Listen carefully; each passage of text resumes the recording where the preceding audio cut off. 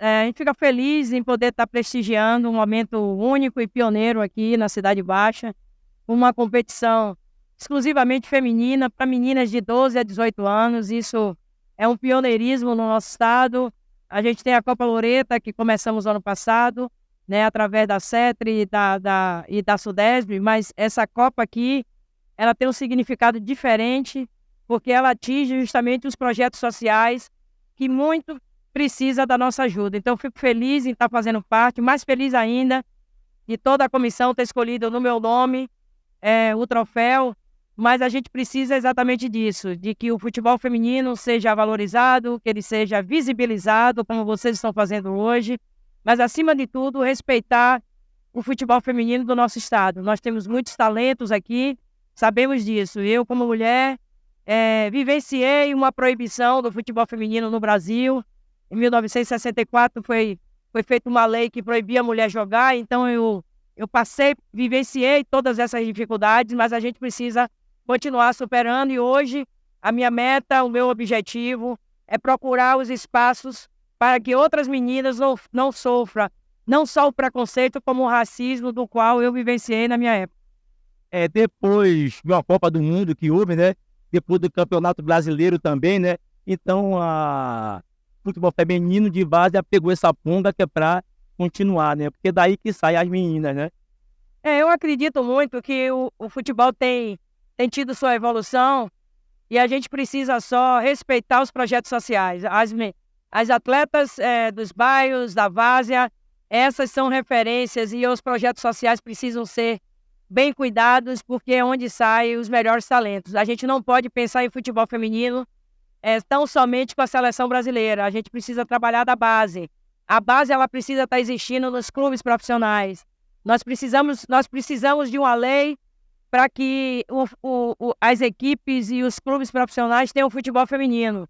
Então, a gente tem que parar com essa história que uma lei proibiu o futebol feminino e agora é uma lei que exige que os clubes passem. A gente precisa ter o entendimento que o futebol feminino hoje é um produto rentável, que dá renda, que dá público, e é esse público que faz a diferença nas urnas, que são nós mulheres. A sua pessoa também já se envolveu com futebol masculino, já treinou futebol masculino? Sim, eu iniciei minha carreira com futebol feminino de campo, de 11, mas no ano de 2000 eu resolvi, como mulher, usar e comecei a trabalhar com o masculino. Não foi fácil, o preconceito e o racismo foi muito maior, mas, acima de tudo, a gente tem que ter uma coisa que eu desejo para todos e sugiro para todas as mulheres que querem ser treinadora, é estudar. A gente precisa ter esse conhecimento de causa, porque não é fácil você dizer para um homem o que é um esquema tático, o que é um padrão de jogo, porque muitas vezes ele não acredita de que a mulher, enquanto treinadora, é capaz. E isso, em 2000, eu passei a trabalhar, 4 vezes campeão baiana, né, pelo masculino, adulto masculino, 4 títulos baiano, 5 vezes a melhor atleta da Bahia, e para consagrar, além de campeão mundial, o ano passado eu fui eleita a melhor treinadora do mundo, e isso nos traz respaldo para estar aqui hoje, acompanhando uma competição pioneira, inédita, para que a gente possa fazer muitas outras. Qual o tipo assim de preconceito? Tem alguns exemplos assim de que sua pessoa sofreu nessa sua trajetória? Uma das coisas era quando eu chegava no jogo, o pessoal dizia: mulher não é para estar aí, é para estar atrás de um fogão. Muitas vezes a gente até em competições, e a gente vê a torcida chamar a gente, né, de macaco, fazer gestos, mas a gente precisa estar segura do que quer e os seus direitos. Cheguei a parar um jogo e dizer que o jogo só ia começar quando aquela pessoa pudesse sair da arquibancada e ser colocada para fora da onde eu estava, porque ali eu estava trabalhando e ela estava ali justamente cometendo um crime, né? E na minha época, quando eu não jogava e a polícia vinha atrás de mim, era crime. E crime é racismo, é quem trata uma outra pessoa de uma forma inadequada. Como foi a sua lesão que sua pessoa parou de jogar? Como foi a lesão? Quando aconteceu? Bom, na verdade, eu digo muito assim, que naquela época a gente não tinha os convênios médicos e nem os médicos que teve os grandes jogadores. Então eu sofri várias lesões, eu tenho 5 cirurgias no joelho com artroscopia e tenho 2 abertas, né, de ligamentos.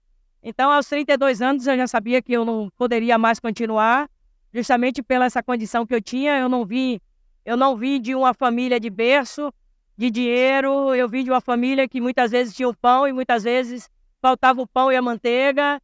De ouvir várias vezes meu pai dizer que não queria comer porque ele precisava deixar para os filhos. Então, é essa superação que faz a gente estar hoje na condição que está, como subsecretária da minha cidade, né? E o estudo também é importante, o entendimento e o conhecimento do futebol. Mas, acima de qualquer coisa, é dizer que nós, mulheres que sofremos tudo isso, a gente tem que encarar de que a sociedade foi cruel, né? E a gente foi vítima dessa sociedade, mas a gente não pode encarar que nós somos vitimistas dessa sociedade. A gente precisa dar passos, e para dar passos é preciso ter coragem. Eu vejo que o futebol feminino também não é abraçado aqui no Brasil. O que que precisa mais, assim, que trabalho pode ser feito que é para as pessoas abraçarem mais, que lá fora a gente já se abraça mais futebol feminino. Aqui no Brasil eu acho que é muita dificuldade. O que é que precisa, assim, ser feito? Que campanha? Primeiro, como gestora pública, a gente precisa de fazer políticas públicas para o futebol feminino começar a ser respeitado. A gente tem muitas escolinhas, mas são raras as escolinhas que trabalham exclusivamente com futebol feminino. Então, turma mista não interessa para a gente precisa ter turmas exclusivas, e isso começa um trabalho de gestão pública, de gestão de políticas públicas para as mulheres. Um outro processo que a gente precisa estar muito atento é valorizar os projetos sociais, valorizar os times femininos que trabalham com meninas até 20 anos.